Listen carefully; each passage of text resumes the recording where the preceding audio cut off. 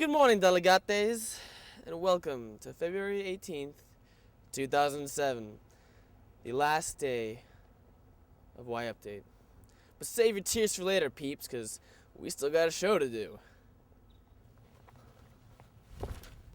Go on, leave me breathless.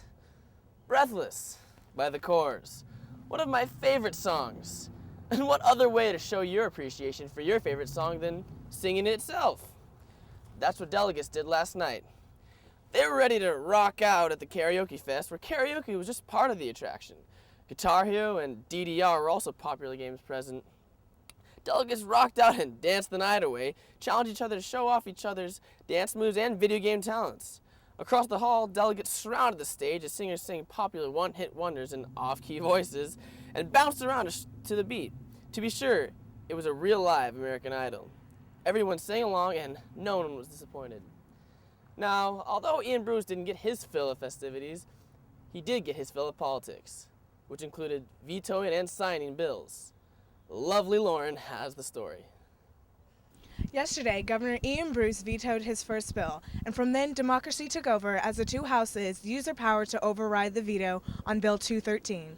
I'm here with Michael Wiener, a member of the delegation which wrote this bill. What is this bill about? The bill pretty much says that any driver age of 72 or older has to take a driving test and a written test to make sure that they know the rules of the road and they can put those rules into behind the wheel and actually follow them. I'm here with Thomas Bride, Secretary of State. Can you explain what happened with Bill 213? Well, last night it was reintroduced to the Senate, and it went through the Senate for a veto override, and then went to the Assembly and had a veto override. So the veto was overridden. Does this happen a lot?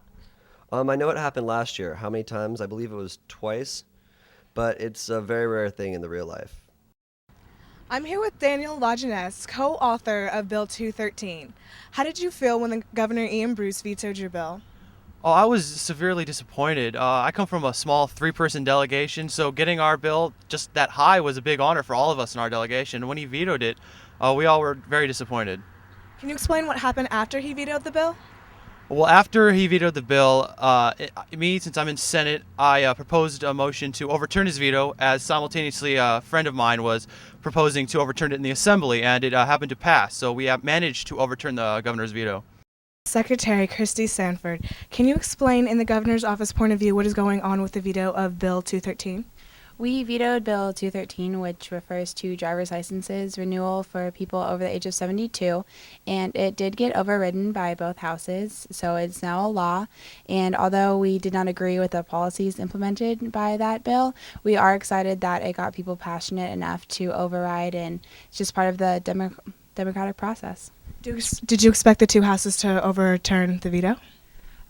We didn't expect them to, actually, but when they did, we just got really excited because people get so riled up about things like that it's really nice to see people get passionate. So there's no truth to the rumor that the governor is trying to overturn the overturning of the veto? No, there's no truth to that. All right, thank you. One thing is for sure, delegates have taken full advantage of democracy. Sound familiar? That fiery foul play that was captured on YNG TV last night was not heard by everyone. Teletubby-loving Tess has the story. This is Tess Bartholomew Good reporting. As most of you know, and some of you may not know, there was a fire alarm that went off at the Hyatt Hotel last night. Most people on the second floor had to evacuate the building and go to the convention center. Some people up in their hotel rooms did not even hear the fire alarm go off. We caught up with them to see their side of the story. Justin, did you even know that there was a fire alarm going off last night? No, I was actually in my room watching TV, and the only reason I knew that it was on was because I called my friend, and she said that I'd have to call her back because the fire alarm was going off on her floor. And what floor were you on at this point? The 9th floor. And do you feel that your life was at risk by not hearing the fire alarm sound? I guess so.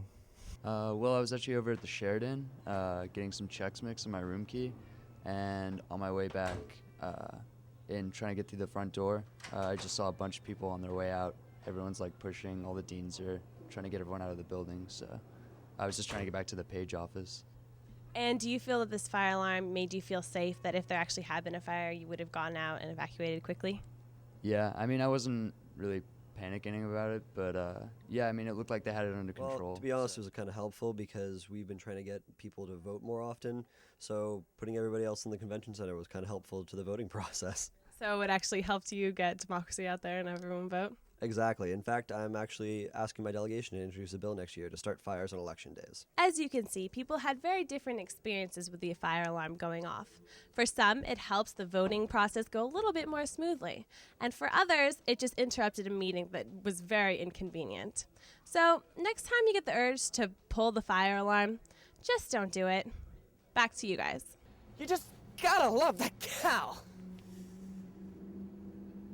If you have one of those skin conditions where you're allergic to rain, I suggest you stay inside or read a book and maybe buy a donkey because I hear some sprinkling.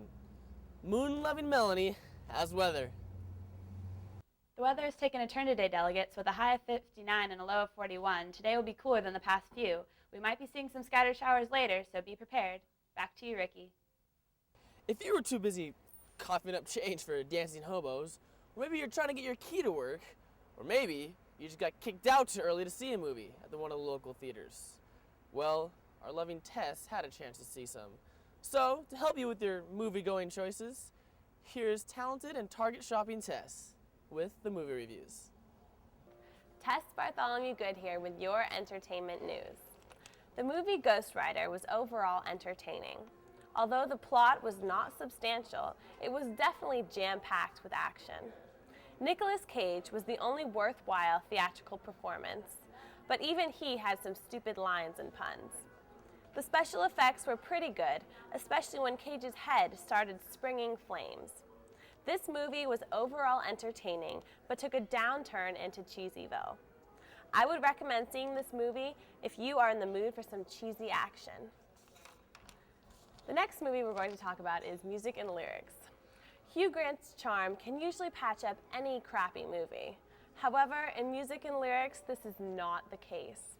Hugh Grant and Drew Barrymore go into music lyric mayhem when they have 2 days to write a song for a famous Britney Spears wannabe pop star. Although he left most of the music writing up to Drew, seeing Hugh Grant in his tight pants and sequin jacket was quite a beautiful sight. The chemistry between Barrymore and Grant was somewhat present, but lacked strong magnetism to convince the audience of a strong love connection. The tunes were catchy, sporting lines such as, "There is a shadow overhead, there is a cloud above my bed." These catchy lines stuck in your head long after you left the theater